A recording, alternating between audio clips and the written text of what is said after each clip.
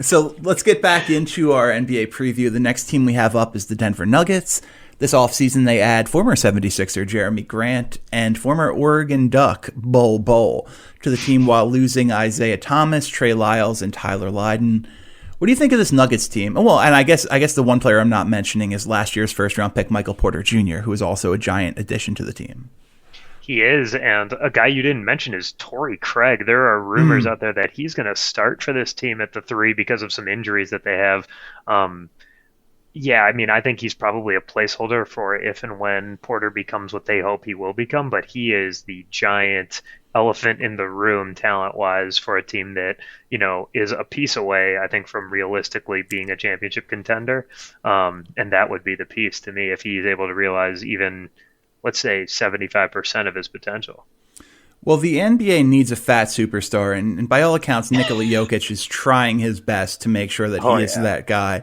Why Drexler? Oh man, I am. It's nice to see an era where skill triumphs athleticism, and it seems like that's the direction we're heading.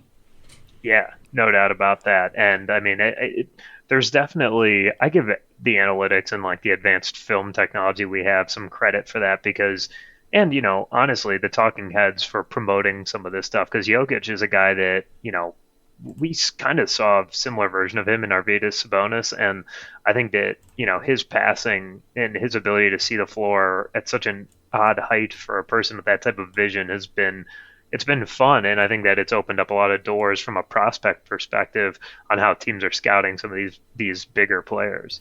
Yeah, Sabonis is an interesting comp. Obviously, we missed the best years of his career while he was playing overseas, and we got I think a 33-year-old Arvydas Sabonis when he came over to the NBA.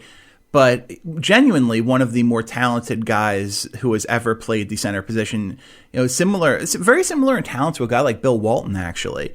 And Walton's another guy who we kind of were robbed of the full experience, but this time because of injury. So, yeah, getting a Jokic out there is definitely good for the NBA. And Doncic is the same exact way.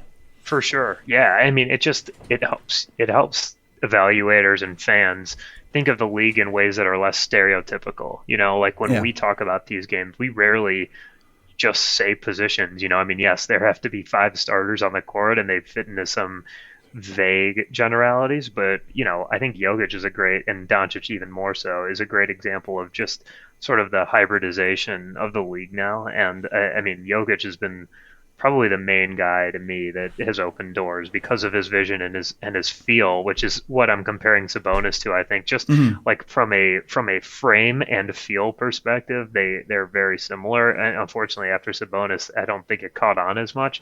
But I think with Jokic, we're seeing it already.